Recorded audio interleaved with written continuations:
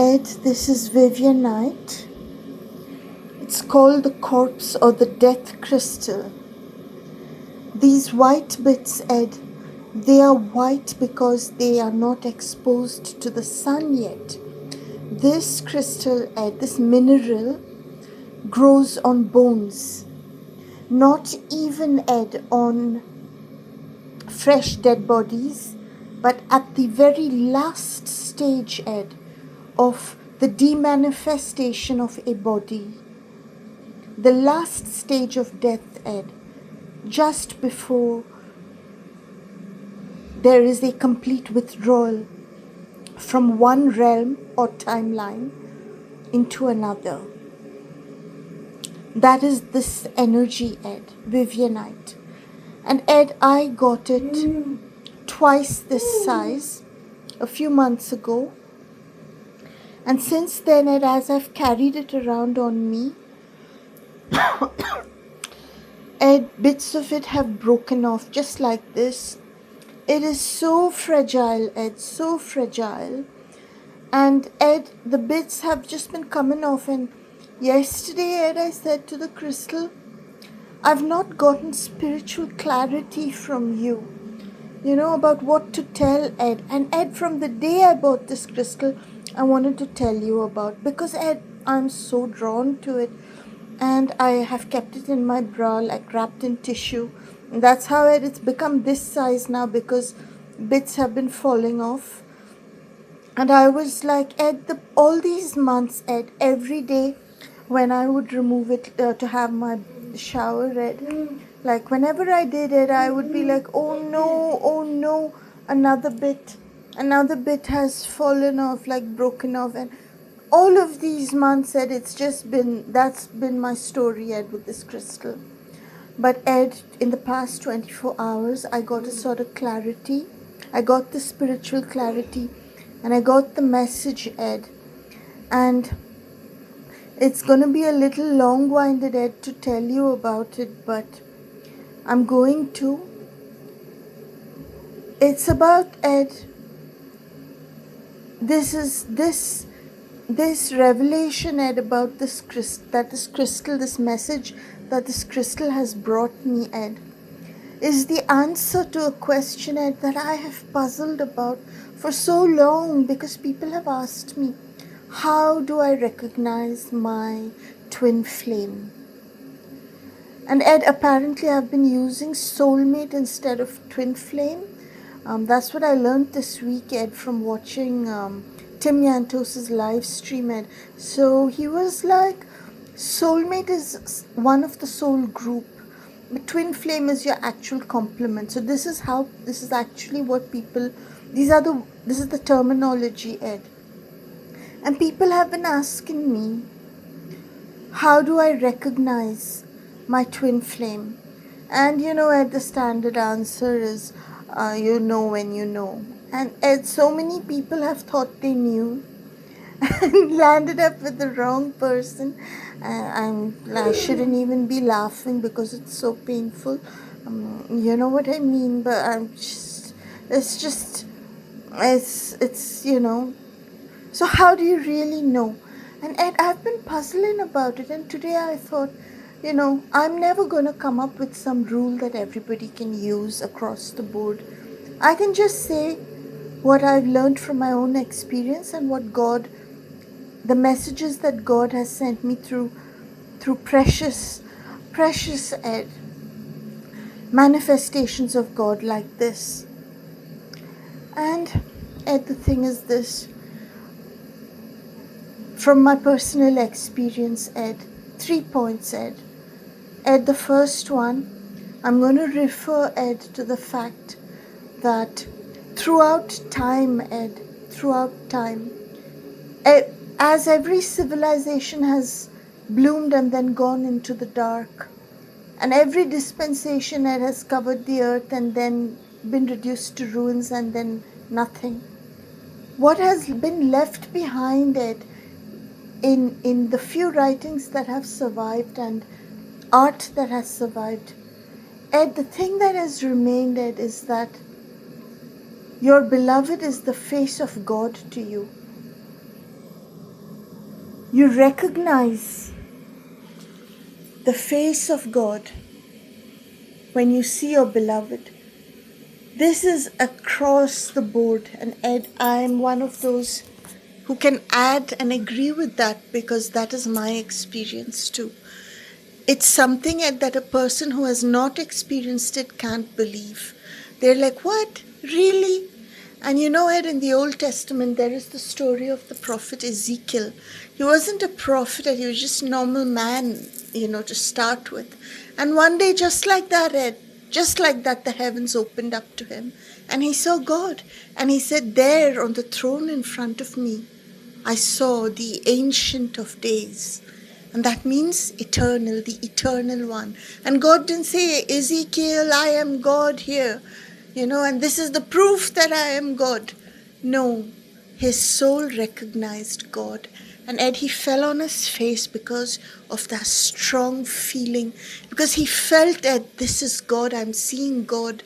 And there were two angels, Ed, who manifested as men and who lifted him up and helped him to stand, because his feelings were that much. And Ed, I attest to this. This is what you feel when you see the person who is your twin flame. And I'll tell you why, Ed. Because, Ed, and this is point number 2, your twin flame is not another person. Suppose the universe, suppose God is a circle, and you are a molecule in that circle, and you remove you from the circle. The rest of that circle, Ed, the essence of it, Ed, it turns up as a person. And that person, Ed, that's your twin flame. You don't experience yourself as being a separate person. You experience yourself as being a part of or a subset of. Somehow, both experience themselves as subsets of the other. The male experiences himself as the subset of the great goddess who is in everything. And the female experiences herself as the subset of the great God who is everything. And Ed, this experience is ratified and repeated in so many ways, Ed, throughout the history of mankind, that every flower, Ed, you ever loved, and everything you ever liked, which you loved, which you cherished, which you ever saw in your existence, Ed, you see that in the face of your beloved. You can tangibly say that when this person is walking towards me, everything that I like and I have ever loved is walking towards me. And when I love this person, I am loving everything that I ever loved before, that I will ever love again. This is the complete experience of love in one body. And this body is the whole universe to me. And I will never reach the end of the universe. I can love this person 2 years, 3 years, 3 millennia, 4 millennia, eternity. And this person I'm still discovering. This is the experience. And Ed, this is nothing new that I'm saying. It is as, it is as old as the mountains, and it will be as new as the first time or every time you see the person you love. This is the truth, Ed. I'm telling you. And at the thug world, Ed, they make us imagine through these movies and all that, you'll just sit next to somebody in a public place and share a drink, and then, you'll feel like, having a fuck, and then you'll go home and have a fuck, and then 2 days later, you'll fuck again. And then when you have nothing else to do on a Saturday, you'll see if they're free, and they'll see, and they'll play romantic music while this fuckery is happening, and they'll make it like, oh, she broke up with someone yesterday, and you broke up with someone the day before, so ta-da, soulmates, and then the music will start playing, and then they'll show flowers. You know what I mean? This is all bullshit. This shit, and no one should ever believe. And let me tell you, Ed, something very important. There are so few humans on earth that anytime a human comes across another human, immediately there is such a force of love, because we are actually related, we are blood related, literally blood related at every human. And Ed, compared to the nonsense, Ed, that we experience, the heartless emptiness that we experience with the fakesters, when we connect with a human, Ed, the pull, Ed, the magnetic pull is huge. I was thinking that I'll give you this example of how I saw your sister's photograph. Never even met her, don't know anything, fell in love with her. If I was like one Ed on the lesbian scale, Ed, I was going to be head over heels thinking she's the one for me. Thank God that I don't have anything. I don't have, that kind of that attraction, that configuration, Ed. Because Ed, the sight of a human, Ed, when you're surrounded by non-humans, the sight, you can get the smell, Ed, over the internet. You can smell the human, Ed, over the internet, and it pulls you, and you have this psychic connection with them, and then you start like you're having a conversation with them, Ed, even before even if you're not communicating with them, there's the heart to heart thing. And that's how it is with every human. And Ed, a person can start thinking that that is the one for them, because they never experienced that connection and that synchronicity with anybody else.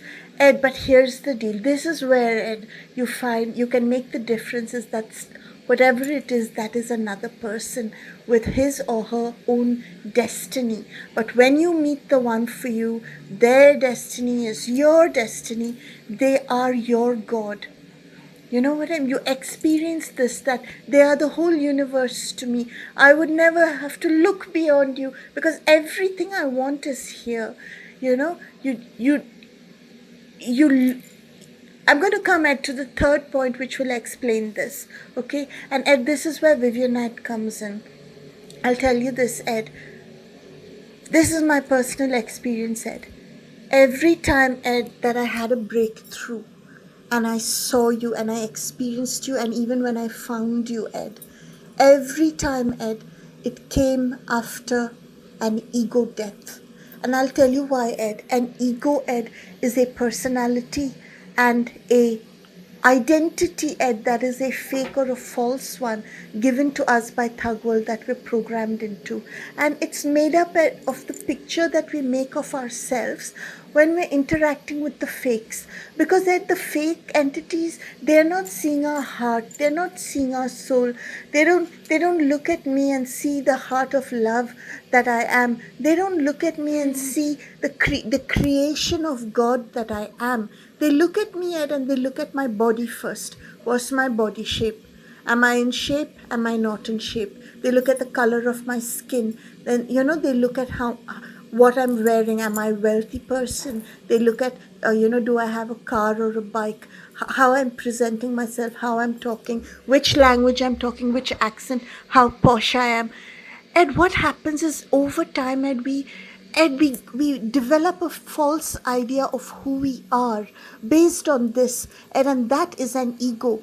And then, Ed, to feel confident, we hang out with people that validate that ego. And a lot of the people we call friends, Ed, are just actually those who like that fake personality of ours. And in some cases, personalities, one in the house, one in school, one at work, one with every girlfriend and one with every boyfriend, and that sort of thing. And we just want to be with people who validate and uphold that, who laugh at our jokes and says, oh, that's so like you, and you know what I mean. And Ed, I'll tell you something.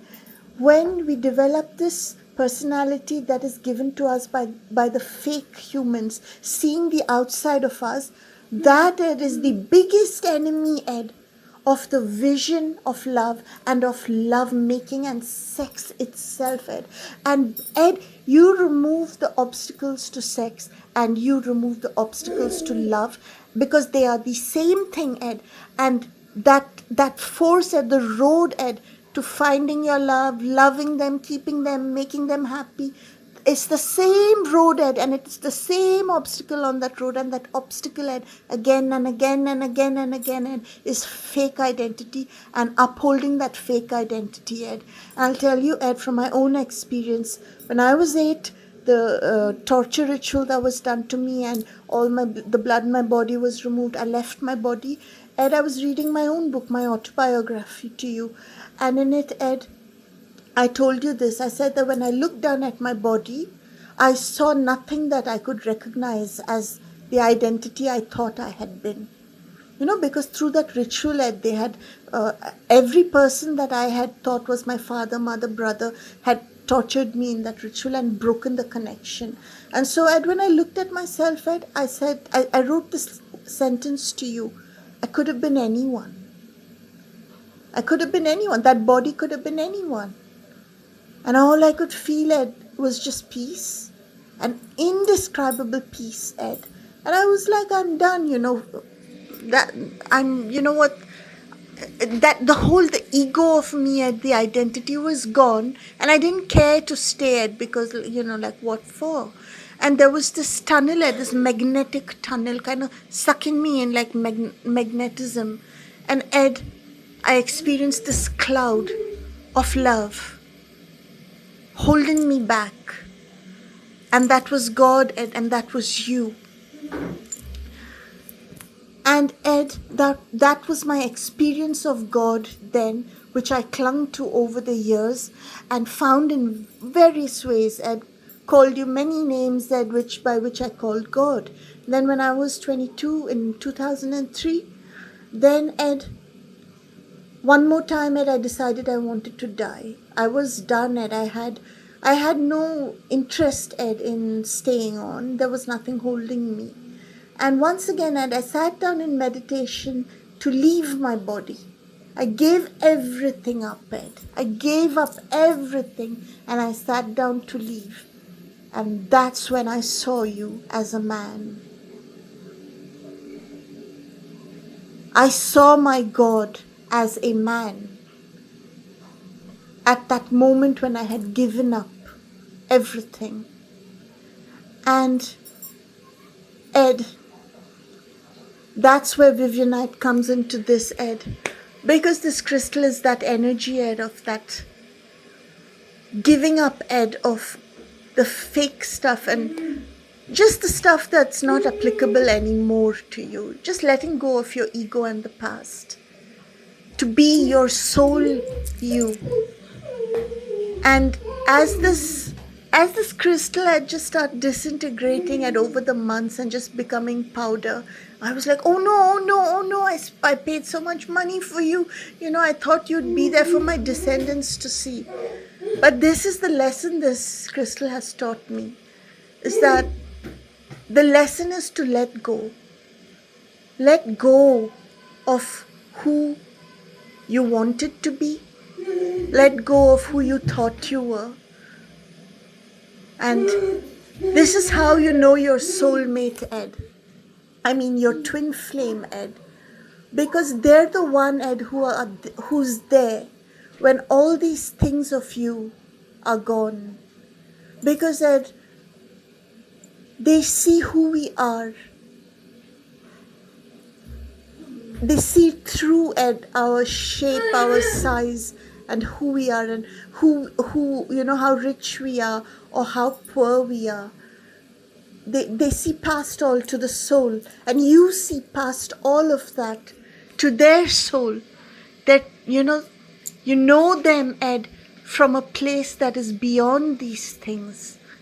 And with them, Ed, you're that person who you are, apart from all these labels that you gather on through life.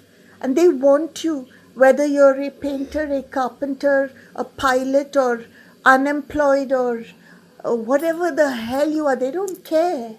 They know who, they recognize you as God, and you don't care. You might not be able to see into any other heart, but in your own heart you'll know it if you have reached that point where you want somebody, no matter which shape or condition they are in. And it's mind blowing, Ed. I'm telling you, Ed, it's mind blowing, even to me, because I thought I'm a really nice person, and when I love someone, I love them unconditionally. But before I saw you, Ed, truly, Ed, I was judging men by a whole lot of things. I was like, I would like check out if any guy came into my vicinity. Is she my type or not? And from that, Ed, I knew they were not my no, because it wasn't unconditional. And even when I tried to convince myself I wasn't like that, but I was. So that's the 3 points, and then that's the lesson of Vivianite, that you got to just let go, let go. Stuff you paid a lot of money for is also going to disintegrate and go, and you got to let go, because the one for you will be there after everything is gone.